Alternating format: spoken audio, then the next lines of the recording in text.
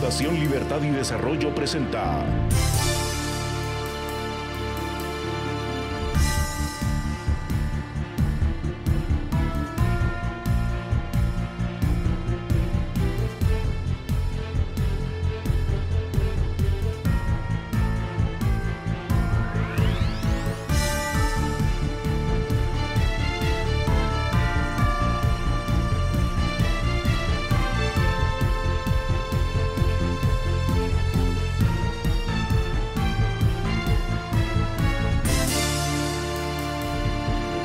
Razón de Estado con Dionisio Gutiérrez. Desde los orígenes de la civilización, el peor enemigo del hombre ha sido el hombre. No se ha conocido epidemia o catástrofe natural que haya causado tanta ruina y muerte como las que nos hemos causado los seres humanos a nosotros mismos. Las guerras, las tiranías y las dictaduras son las cicatrices más vergonzosas en la historia de la humanidad.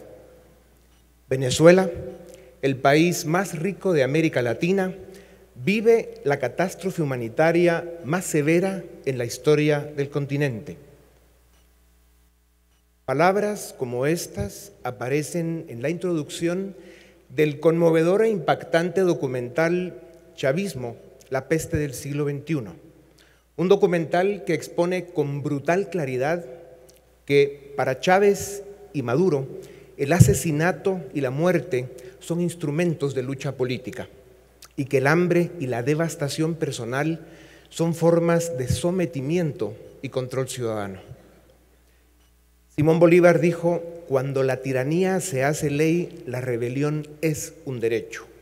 Y dijo también: maldito sea el soldado que vuelva las armas contra su pueblo.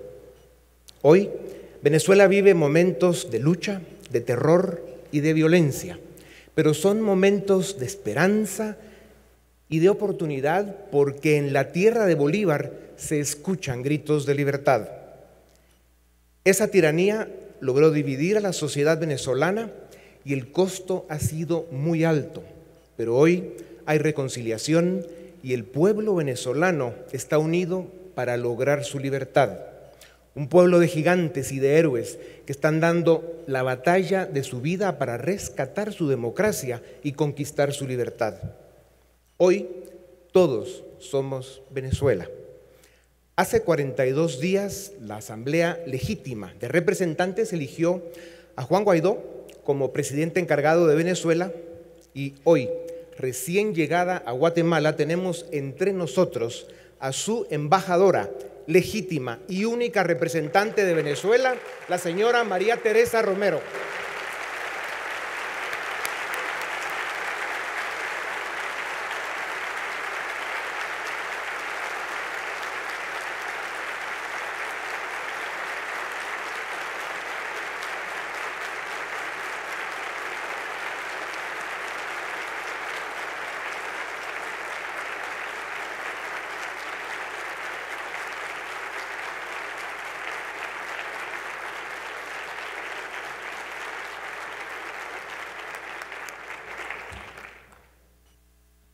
La señora embajadora se irá en estos momentos a presentar sus credenciales a Cancillería.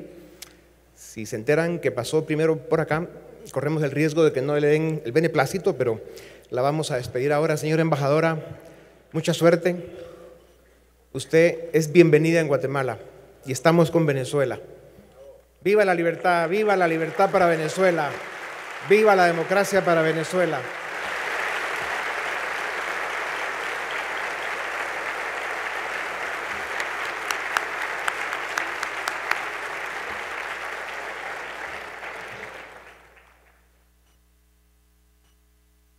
Buenos días a todos, es un gusto saludarlos.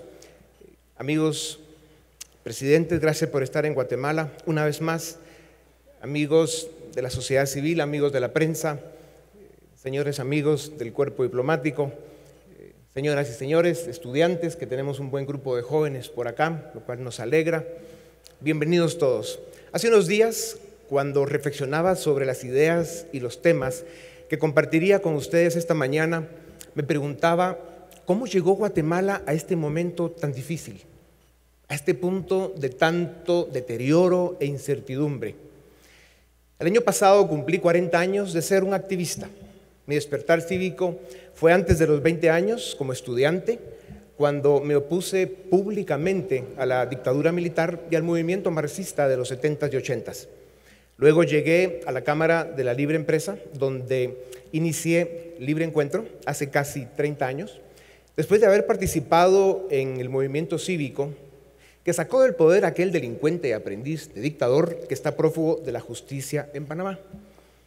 Más tarde, desde nuestra fundación, construimos proyectos que estamos desarrollando y desde el programa de televisión Razón de Estado exponemos la realidad del país y hacemos análisis y propuestas.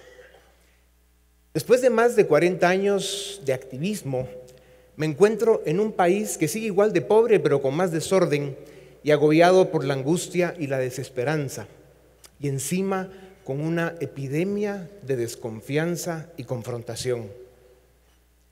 Cuando reflexionaba sobre estos temas, recordé que vivimos tiempos marcados por el declive del hombre público, el desprecio por la política y la decepción en la democracia.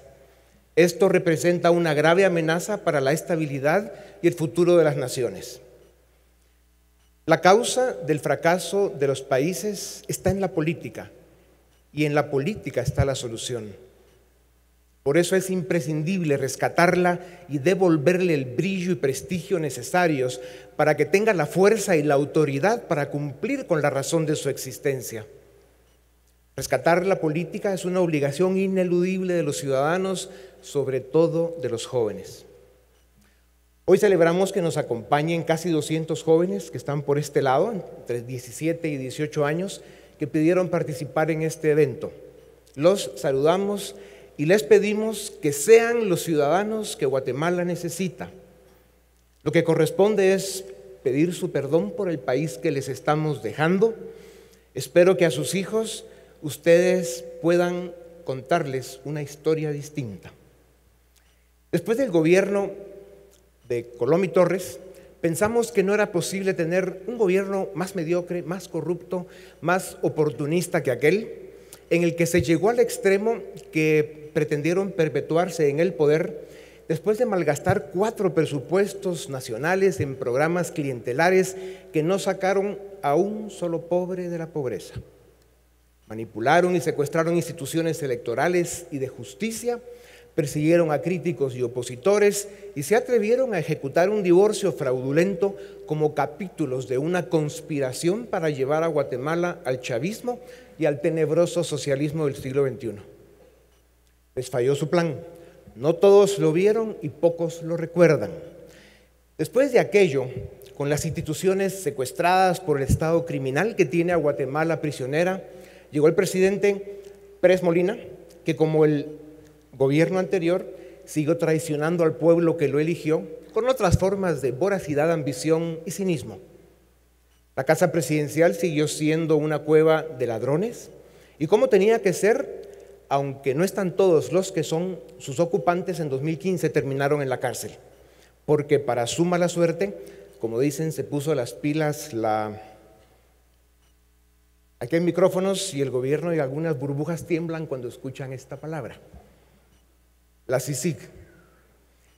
Los patrioteros quisieron robarse hasta las columnas del Palacio Nacional, pero se resignaban con los 4 años de gobierno. La UNE y Sandra Torres querían robarse el país entero, al mejor estilo del chavismo o de Morales de Bolivia o del comandante de Nicaragua. Y para la próxima elección, con máscara nueva, impunidad y los apoyos de siempre, los oscuros y algunos empresarios de élite, lo vuelve a intentar. Qué pena Guatemala. Después de esos gobiernos apareció esto que tenemos, que debió ser un gobierno de transición, pero nos lo quedó debiendo. Algunos gobiernos son peores que otros, el problema es el saldo negativo que van acumulando. Son realmente bandas de ineptos, pícaros y mafiosos que asaltan el Estado, con suerte, de forma temporal. Algunos países en América del Sur se descuidaron y los bandidos se quedaron en el poder más tiempo de la cuenta, pero los pueblos de Venezuela, Nicaragua y también Bolivia están preparando las escobas para limpiar la basura y sacar a sus tiranos a escobazos. El gobierno de Morales, el de Guatemala, se ha ganado la calificación de inmoral, deshonesto, incapaz y, entre otras flores, cómplice del crimen organizado. Con su permiso, quisiera dirigirme al presidente. Señor presidente, déjeme decirle 4 cosas. La devastación institucional que usted está dejando es una amenaza para la democracia, para el Estado de Derecho y para la libertad de la nación. Su plan de gobierno fue mantener la captura del Estado. Viola la Constitución cada vez que le da la gana. Lejos de liderar el esfuerzo de la lucha contra la corrupción, lo destruyó. Desmanteló los avances en la Policía Nacional y comprometió la seguridad ciudadana con la complicidad del ministro de Gobernación más mediocre y prepotente que hemos tenido en décadas.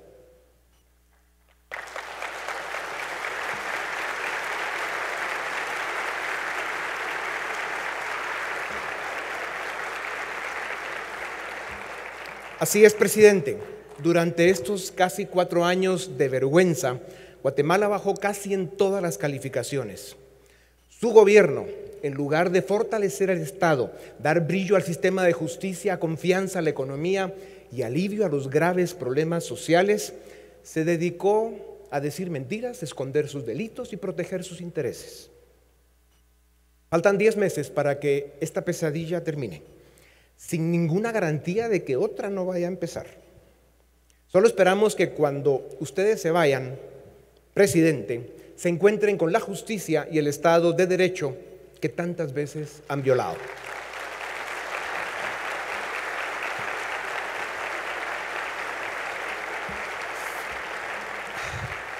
Las causas de que nuestra sociedad esté debilitada y enfrentada están en la pequeñez de nuestra política, el oportunismo de sus dirigentes, la complicidad y la indiferencia de las élites, en especial de la élite económica, y la corrupción que ha destrozado nuestra democracia y debilitado sus instituciones.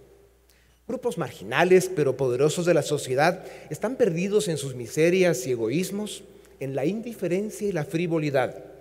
Y las grandes mayorías se dejan llevar por la desinformación, la descalificación y los prejuicios. Y hoy somos esclavos de la desconfianza.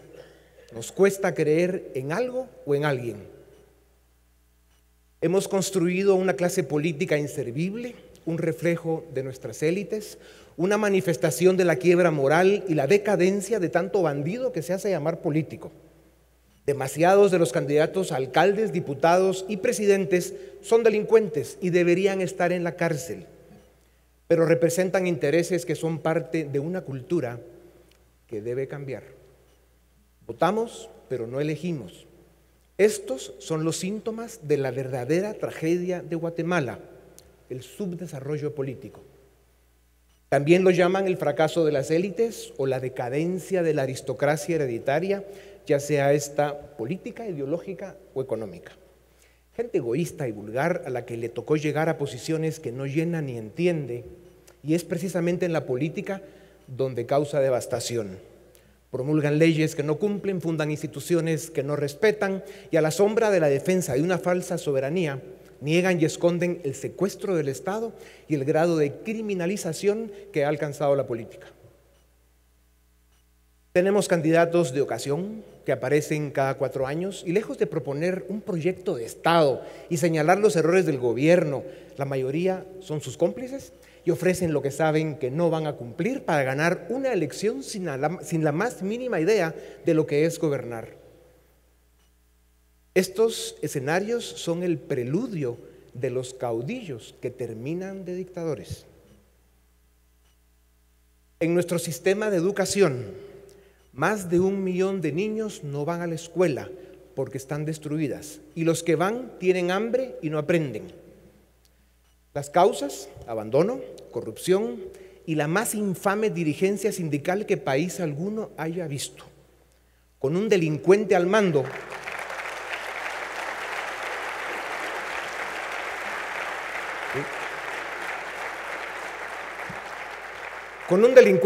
cuyo nombre no diré para no ensuciar las paredes de este salón. Son nuestros niños, nuestro futuro, quienes llevan años pagando las consecuencias y el egoísmo y la ambición de este desgraciado, con la complicidad de los más desgraciados presidentes que han sido sus cómplices, como el actual, para fines políticos, y lo que han hecho es asesinar el futuro de más de una generación. Tenemos casi 2 millones de jóvenes con DPI que no están empadronados, y hablando con algunos de estos muchachos hace unos días me decían que no creen en la política y menos en los políticos. Me decían que se dedican a resolver los problemas del diario vivir, que para ellos son muchos. No es fácil vivir en un país desbordado por la violencia, capaz de generar solo 25,000 empleos formales al año frente a más de 200,000 jóvenes que también cada año llegan a edad de trabajar. No es fácil vivir en un país donde el 50% de sus jóvenes fue afectado por la desnutrición crónica y que entre muchas de las consecuencias solo el 7% tiene acceso a la educación superior. No es fácil vivir en un país que está entre los últimos 3 lugares del continente en todas las calificaciones socioeconómicas. La economía no crece lo suficiente para crear oportunidades para todos y la migración es cada día más difícil. Somos una economía de consumo con dinero de remesas, un modelo económico que menos mal existe, pero es insostenible. Somos un país que produce pobreza y la pobreza y la desigualdad amenazan con romper la frágil estabilidad en que vivimos. Debemos entender que un país no es viable cuando unos pocos estamos bien en una sociedad donde cada vez más están peor. Las reformas políticas del Estado que gobierno, Congreso y élites nunca promovieron, el veto sin propuesta de grupos poderosos y la crítica al sistema de justicia por sus defectos, pero la negación para renovarlo, son la prueba irrefutable del egoísmo y la negligencia que pueden llevar a Guatemala a la era de las cavernas. No somos una democracia representativa, somos una democracia de poderes periféricos, algunos de ellos oscuros y criminales, otros que responden solo a intereses económicos y por eso se proyectan parciales y egoístas, y otros que solo responden a intereses ideológicos y necesitan el conflicto para sobrevivir. Un Estado republicano se debilita con estos desequilibrios y despropósitos que solo se corrigen con Estado de Derecho y democracia, no con el atropello a la independencia de poderes. ¿Cómo es posible que seamos una nación que se fundó entre próceres notables, ideas liberales, en un contexto pacífico y progresista para dar la independencia a un pueblo que con el paso de los años la convirtió en su desgracia? Lejos de haber construido una democracia de instituciones y de ley, vivimos un subdesarrollo político humillante y vergonzoso. Tenemos 27 partidos políticos, en su mayoría financiados por la corrupción y el narcotráfico, y en junio probablemente veremos 26 candidatos presidenciales, la mayoría improvisados y de última hora, al mejor estilo de los países africanos más atrasados. Seguimos jugando a la lotería con el destino de nuestro país, al cara o cruz en cada proceso electoral. ¿Se pueden celebrar elecciones libres en estas condiciones? ¿Somos una democracia capturada? Algunos llaman a estos datos, reflexiones y proyecciones visión pesimista, como si por eso dejaran de ser verdad.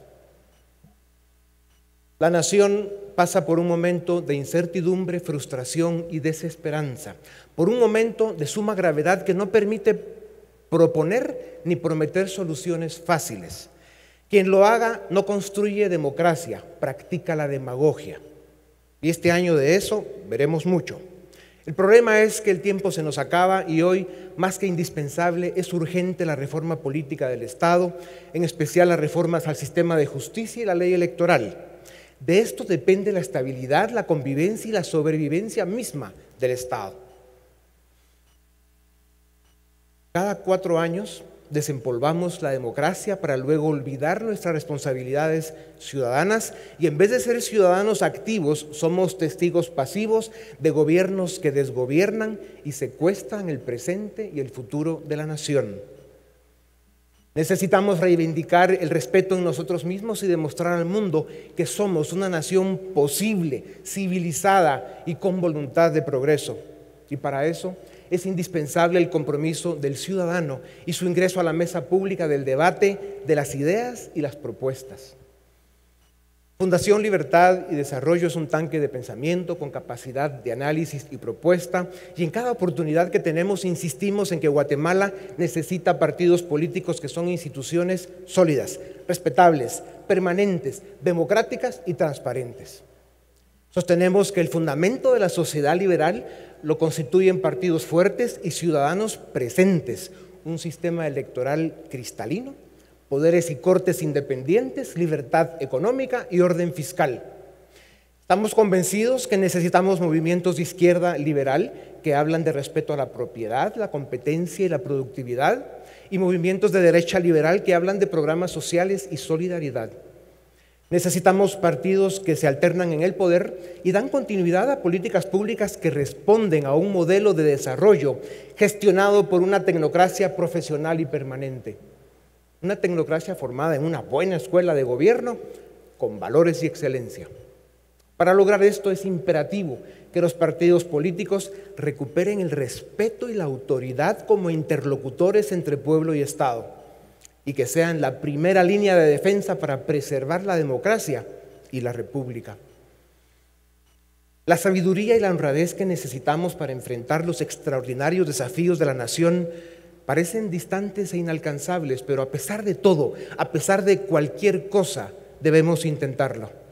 Guatemala es nuestra tierra, Guatemala es nuestro hogar y por eso, con optimismo, ilusión y compromiso, démonos la oportunidad de enfrentar estos retos juntos, como ciudadanos de una nación con destino común y como herederos de una cultura y unos valores que debemos honrar.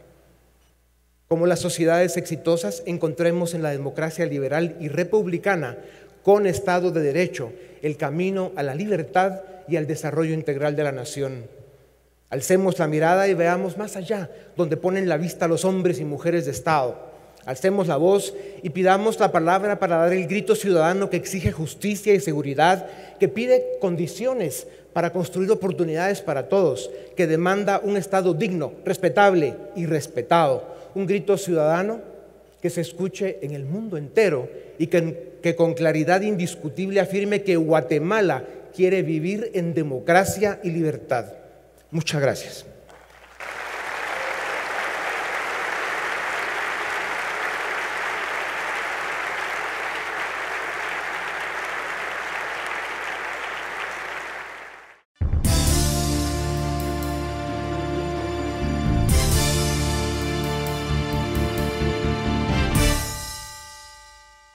Bienvenidos al análisis en Razón de Estado.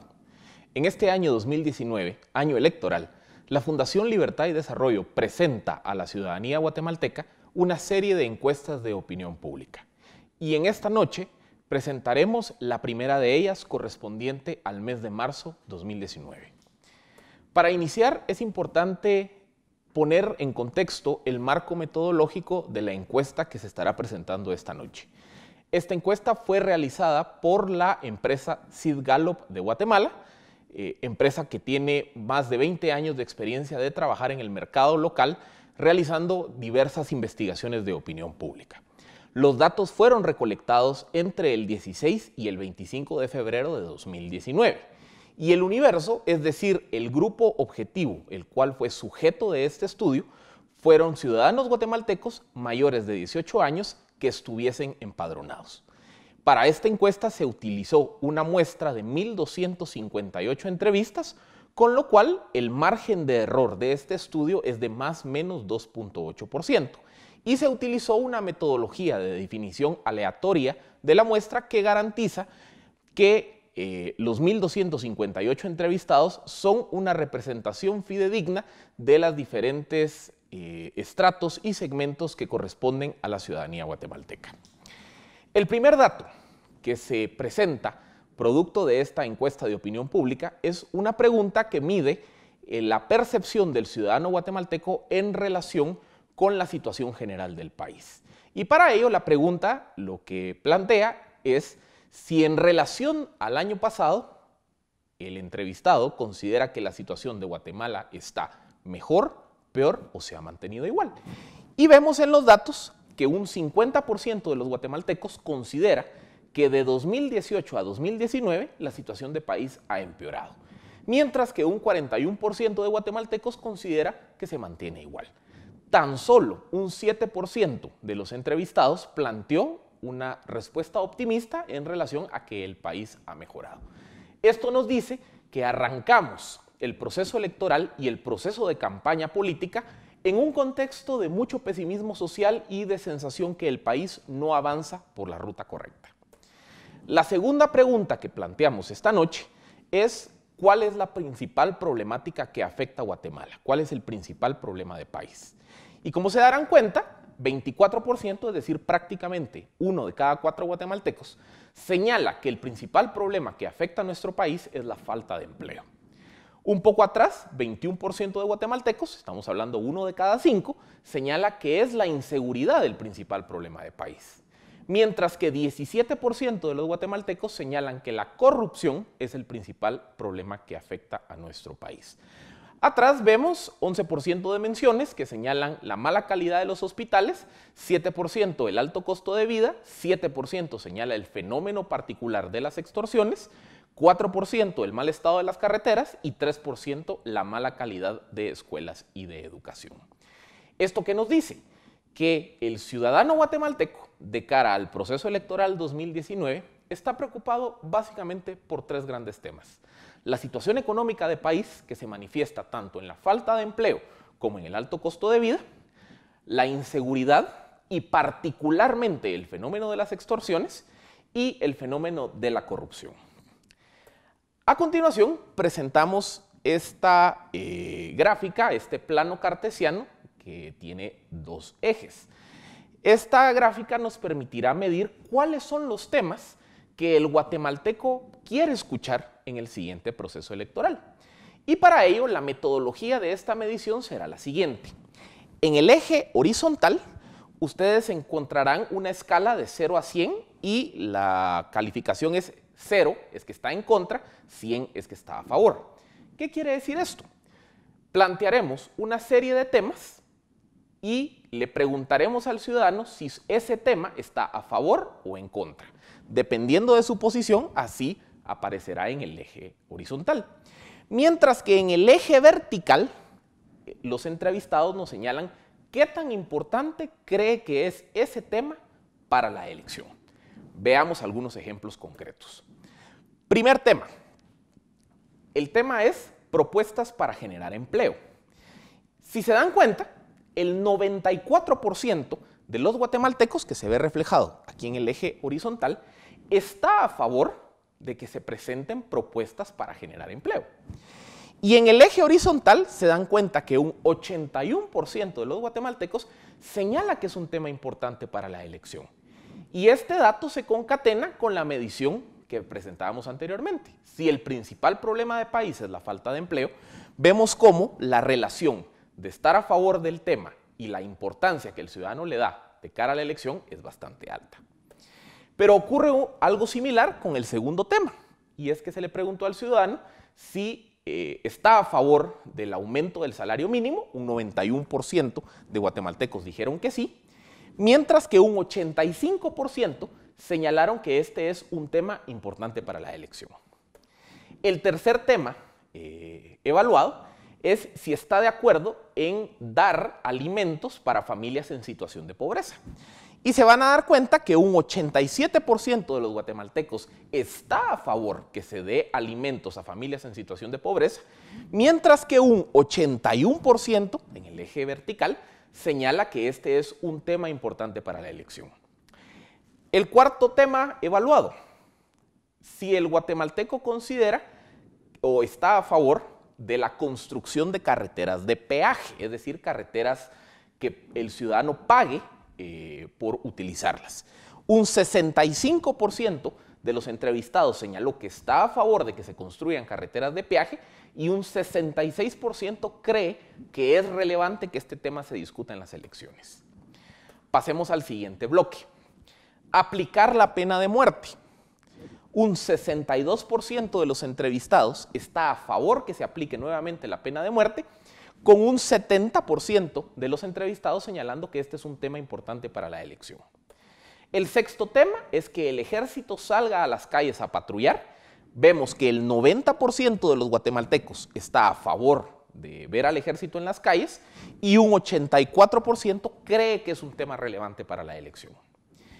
El tema número 7 es la legalización del aborto, tema que solo tiene el respaldo del 10% de los guatemaltecos.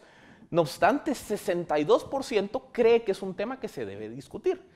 Es decir, si tan solo 10% está a favor de la legalización del aborto, pero hay 62% de personas que señalan que es importante, lo que se está hablando es lo contrario, es decir, que se prohíba o que se asegura que no se pueda legalizar el aborto. El octavo tema es el matrimonio entre personas del mismo género, y aquí nos damos cuenta que 13% de personas están a favor de este tema, pero tan solo 45% considera que es un tema relevante para la elección. Y luego, el último bloque de temas evaluados, el noveno, combatir la corrupción. Nos damos cuenta que el 93% de la ciudadanía está a favor y un 87% cree que la discusión sobre el combate a la corrupción es relevante para la elección 2019. Que continúe la CICIG. 69% de los guatemaltecos está a favor que continúe la Comisión Internacional y un 66% cree que este es un tema que debe ser discutido en esta elección. Que se reforme la Constitución, 84% están a favor y 76% consideran que es relevante para la elección. Y el último tema, nacionalizar la energía eléctrica, 84% a favor y 78% cree que es relevante para la elección. La gran conclusión de este ejercicio, básicamente, los ciudadanos están a la espera que en el proceso electoral 2019 se discutan los temas de combate a la corrupción, propuestas para generar empleo, aumento del salario mínimo, dotar a alimentos a familias que se encuentran en situación de pobreza y que el ejército patrulle las calles. Pasemos a otras mediciones. Cuando se le pregunta al ciudadano si las elecciones fueran este domingo, ¿asistiría usted a votar? 64% de los ciudadanos señalan que sí lo harían, lo cual señala que el guatemalteco cree en sus elecciones y está dispuesto a salir a participar. La siguiente medición, similar a la filmina que presentábamos anteriormente, es nuevamente un plano cartesiano que va a medir dos variables, solo que en esta ocasión se va a evaluar la relación entre conocimiento y aprobación de una serie de personajes políticos o potenciales candidatos a la presidencia.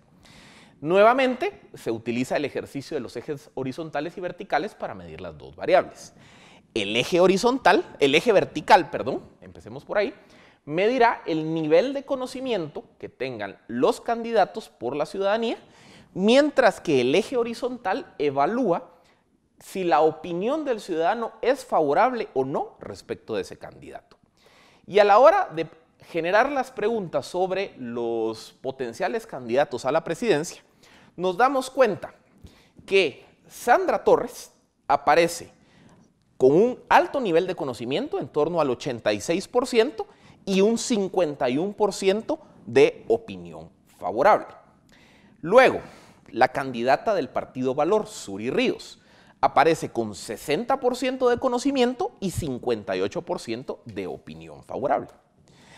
Aparece también Mario Estrada, del partido UCN, quien tiene 55% de conocimiento y 61% de opinión favorable. Aparece también la exfiscal general Telma Aldana, quien tiene 54% de conocimiento y 61% de aprobación. Luego aparece el candidato del partido Vamos, Alejandro Yamatei, con 47% de conocimiento y un 70% de opinión favorable. Alejandro Yamatei es el candidato que en esta medición aparece con el mayor nivel de opinión favorable entre los personajes evaluados. Luego aparece también el candidato de la coalición PAN-Podemos, Roberto Arzú, quien tiene 39% de conocimiento, 62% de aprobación, y en un escalafón un poco más abajo aparece el actual alcalde de Villanueva, Edwin Escobar, quien se encuentra con 31% de conocimiento y 58% de aprobación. Luego de ellos hay un conglomerado de candidatos que aparecen en pantalla, que son 11 candidatos, cuyo nivel de conocimiento se encuentra por debajo del 15% y un nivel de aprobación bastante disperso. Por ejemplo, el candidato número 1, Julio Héctor Estrada, en torno al 15% de conocimiento y buen nivel de aprobación, mientras que el candidato del partido oficial, Estuardo Galdames, en torno a 13% de conocimiento, pero tan solo 40% de aprobación. ¿Por qué es relevante esta medición?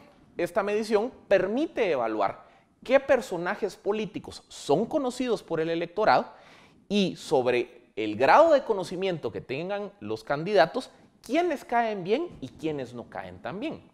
Y esto se utiliza porque en una elección es imposible pensar que pueda ganar un candidato si no es conocido por la ciudadanía. Vale señalar que en esta encuesta no se midieron a los candidatos Manfredo Marroquín, Danilo Roca y José Luis Chea, por la razón que sus nominaciones se dieron con posterioridad a la salida de evaluación de campo de esta encuesta. Continuando con las mediciones, ahora sí, la filmina que todos esperaban, la intención de voto.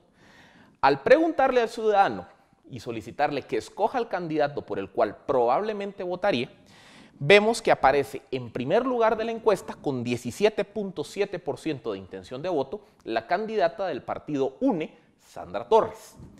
En segundo lugar aparece la candidata o la potencial candidata Telma Aldana con 10.7%. En tercer lugar, Suri Ríos con 7.9%. Cuarto lugar, Alejandro Yamatei con 5.8% y Edwin Escobar con 3.1%. Vemos que en esta medición hay un grupo amplio de candidatos que tienen menos del 1% de intención de voto y ya un 6.5% de la ciudadanía abiertamente dice que no votará por ninguno de los candidatos, con lo cual se puede extrapolar que ese 6% puede empezar a constituir un potencial intención de voto hacia el voto nulo. Y todavía, faltando un poco más de 3 meses para la primera vuelta, vemos que un 34.4% de los ciudadanos se muestra indecisos de por quién votar en la siguiente elección. Y finalmente, la última medición de esta encuesta de opinión pública mide el antivoto. El antivoto básicamente es responder a la pregunta ¿por cuál candidato usted nunca votaría? Y Sandra Torres aparece en primer lugar con 21.2% de antivoto, seguida por Suri Ríos y Telma Aldana, ambas en torno al 6% de antivoto, Roberto Arzú 3.5%. El antivoto es importante tenerlo en consideración porque en una eventual segunda vuelta, en la cual la lógica del ciudadano muchas veces se mueve en función a votar por el candidato menos malo, el antivoto se vuelve una variable que opera en contra de un determinado candidato. Esta fue la primera encuesta de opinión pública presentada por la Fundación Libertad y Desarrollo a la ciudadanía guatemalteca. Muy buenas noches.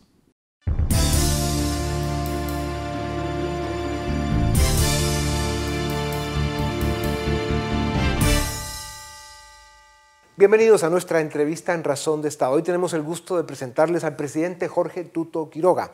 Él fue electo presidente de Bolivia a los 37 años y en el 2001 Bolivia lo hizo su presidente. Fue un gran presidente para Bolivia, un presidente como el que Bolivia necesitaría hoy. Presidente Quiroga, bienvenido a Razón de Estado. Bienvenido a Guatemala. Gracias, Dionisio. Un privilegio estar acá en Razón de Estado en Guatemala. Sí, qué gusto.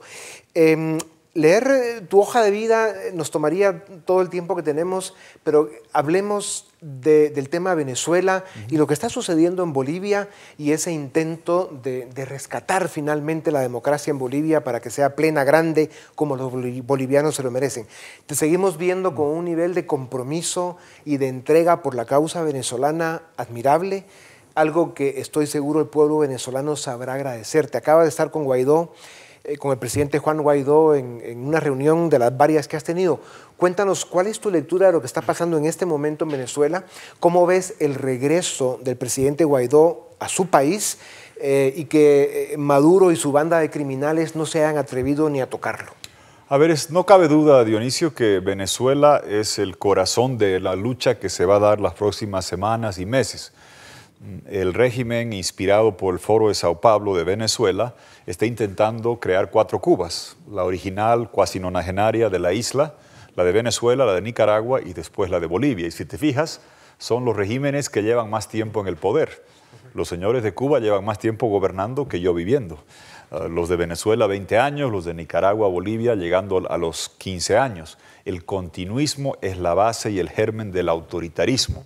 Todo el resto viene como consecuencia de eso. Lo que hemos visto en Venezuela, a conculcar la libertad de expresión, criminalizar la oposición, copar las instituciones, corrupción galopante. Y Venezuela es quizás el caso que va a quedar en la historia, Dionisio, como la mayor destrucción que ha visto América Latina en su historia, de que Maduro juró ahora la economía venezolana es menos de la mitad. Sí. La producción petrolera la tercera parte. Las muertes por crimen se han multiplicado por 6, el número de pobres por 8, hiperinflación más alta que Zimbabue, más refugiados que Siria, más escasez que en Sudán. Han vuelto la malaria, la difteria, el sarampión. La gente come de la basura y Maduro se molesta cuando le muestran eso. ¿Cómo se sostiene? Con una represión autoritaria. ¿En qué circunstancia estamos ahora? En la oportunidad de cambiar. ¿Por qué? Porque el mandato presidencial de Maduro expiró el 10 de enero. Lo que hizo antes no fue elecciones, fue una coronación fraudulenta desconocida por el mundo, que dice la Constitución venezolana que en ausencia del presidente jura el presidente del Congreso, Juan Guaidó, un joven de estos luchadores 2007, jóvenes dirigentes que salieron a protestar por el cierre de un canal de televisión el 2007 y se involucraron en política, se formaron, yo les digo, callejeros digitales, marchaban en la calle y llegaron a la vida pública cuando llegó el iPhone y Android. Saben hacer Instagram, YouTube, Facebook, saben comunicarse por redes porque no hay otra alternativa. Y estoy seguro que la lucha de Venezuela por recuperar democracia va a prevalecer. Guaidó ha retornado ahora, importante señal de coraje. Fíjate a lo que hemos llegado, que un presidente del Congreso, presidente encargado, vuelva a su país es una odisea épica. Desafiando al régimen dictatorial de una manera valiente, que muy es corajuda. Por lo menos.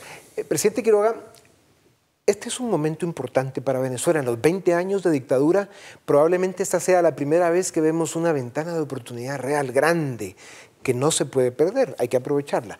¿Cómo ves tú la salida de la dictadura? ¿Qué es lo que tiene que suceder? Porque lo que ya está claro es que los días de Maduro y su banda de criminales están contados. Ahora bien, ¿visualizas un levantamiento militar o que los militares vayan respetando al presidente legítimo de Venezuela, que es Juan Guaidó, o va a ser necesaria una intervención militar internacional? Yo creo que lo que se necesita es que cese la intervención militar cubana. Hay lo siguiente, Maduro maneja mucho la parte discursiva de David contra Goliat, de quejarse de una hipotética invasión militar norteamericana que no ha sucedido ni va a suceder. ¿Para qué? Para que la gente no se percate que lo que se tiene es una invasión cubana. Hay 22.000 cubanos que están encarcelando, torturando militares en Venezuela para sostener el régimen vía la represión total y completa. ¿Qué se requiere? Que la comunidad internacional siga apoyando en todo el espectro de sanciones, incautaciones de bienes, congelamiento de cuentas. ¿Por qué? Porque esta cleptocracia criminal tiene su parentela bien acomodada, viviendo en Costa Rica, en Panamá, en Miami, en Barcelona, en Madrid. Todo el mundo sabe quiénes son, dónde están, y hay que revocarles las visas, expulsarlos, deportarlos, congelarles las cuentas, quitarles los bienes. ¿Ves ese nivel de compromiso en la comunidad internacional en estos países? Se lo ve, a pesar de que en América Latina somos algo lentos. Fíjate que hasta Suiza ya ha empezado a congelar cuentas, los secularmente neutros suizos. Ojalá tuviésemos en otros países la agresividad. A veces discursivamente señalamos que vamos a tomar acciones y después demoramos bastante en implementarlas. Lo otro que había que despejar es lo siguiente. Todo el día habla Maduro del antiimperialismo. El secreto mejor guardado es que han vivido de venderle petróleo a Estados Unidos. Sí. Yo hacía asunto de Estado, razón de Estado, de que por qué Estados Unidos seguía financiando la cleptocracia criminal, Claro. por qué le seguían comprando petróleo a Maduro. Pues ahora hay una alternativa, es Guaidó, un nuevo gobierno, y lo esencial es que los instrumentos económicos están pasando a manos de Guaidó. Se ha trabajado para que Citgo, que 90% de las exportaciones pagadas en cash que recibe Venezuela vienen de Citgo, está manejada por la gente de Guaidó. Los espacios del Banco Mundial, Fondo Monetario Internacional, del BID, de la CAF, del FLAR, organismos del cual fluyen recursos, están siendo tomados por Juan Guaidó. Quizá más importante, incluso que el retorno de Guaidó hoy, es la designación que ha hecho Guaidó de los espacios que le corresponden a Venezuela en los organismos. Entonces el dinero va a fluir a la gestión de Guaidó. Claro. Y ahí viene el quiebre militar, porque los militares no están con Maduro porque lo amen, están porque roban. Pero Maduro ya no va a tener que robar porque los recursos financieros van a pasar a la gestión de Guaidó. Luego estamos viendo que la actitud del pueblo venezolano está crecida, está dispuesta de que este es el momento en el que se liberan de esa dictadura criminal. Presidente Quiroga, la situación de Venezuela es muy grave y creo que es evidente que los días de Maduro están contados, pero cuéntenos algo de Bolivia, su país. ¿Cómo ves el tema de Evo Morales y sus intenciones continuistas para seguir pues, en esa farsa que ha sido su gobierno? Hay un tema que es central. El sistema interamericano tiene el desafío de actuar a tiempo en Bolivia, como no lo hizo ni en Venezuela ni en Nicaragua. ¿A qué me estoy refiriendo? El sistema interamericano tiene maravillosos instrumentos de Carta Democrática, de Convención de Derechos Humanos, pero que se aplican como los doctores en un hospital que solo hacen autopsias y no medicina preventiva para salvar al paciente. Todos los venezolanos exiliados, encarcelados, perseguidos, todos los nicaragüenses perseguidos tienen medidas cautelares de protección cuando ya están en la cárcel, bajo tierra o en el exilio.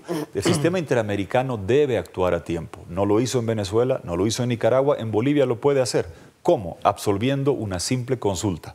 ¿Es la reelección perpetua un derecho humano? No lo es, porque la receta de Nicaragua para prorrogarse en el poder, replicada en Honduras y ahora aplicada en Bolivia, que pretende que ser tirano es un derecho humano protegido por la OEA al amparo de la Convención, que estaba diseñada para proteger a los ciudadanos del abuso de los autoritarios y no para que el abusivo se prorrogue buscando la reelección. ¿Y cuándo tiene en que contra darse de la votación ciudadana? esa decisión? La elección es en octubre. Hemos pedido a la Comisión, ¿quién puede hacer la opinión consultiva? Para que la Corte de San José diga si ser tirano es o no un derecho humano. No lo es, ya lo ha dicho la Comisión de Venecia. Lo tiene que hacer la Comisión Interamericana de Derechos Humanos o un otro estado. Brasil y Colombia son estados que pueden hacer la consulta porque fueron garantes en mi país del acuerdo constitucional que puso límite a la reelección. Es el único caso, Dionisio, donde una reelección presidencial está en una constitución no vetusta, no antigua, reciente, votada a pedido del interesado y ratificada, 2 veces votada, o 2 veces observada por la OEA, 3 veces con fallos judiciales, múltiples veces prometida por el interesado Evo Morales, que ahora quiere quedarse en el poder para siempre buscando el 4º mandato. Y como te decía al principio, si tú analizas de dónde vienen los problemas de destrucción de la democracia, de acabar con instituciones independientes, de corrupción galopante, de amordazar la prensa libre, es del continuismo que no admite alternativas. Ese es el régimen cubano, eso fue Venezuela, eso fue Nicaragua. El sistema interamericano cayó cuando Ortega sacó el fallo del magistrado exiliado Solís, pretendiendo que la reelección era un derecho humano en el 2009. Ese fue el germen, no se actuó a tiempo. En Bolivia puede el sistema interamericano y la Corte de San José actuar a tiempo antes de octubre este año. Pues, presidente Quiroga, estaremos muy pendientes de esto porque es muy importante evitar que Bolivia caiga en ese continuismo destructivo que ha provocado pues, el chavismo y el socialismo del siglo XXI. Gracias, y como siempre esta tribuna estará muy cerca, muy pendiente y siempre a tus órdenes para que puedas expresarte y compartir con nosotros las ideas y los pensamientos. Estaremos muy de cerca. Con ustedes volvemos la próxima semana. Gracias por haber estado con nosotros una vez más. Hasta la próxima.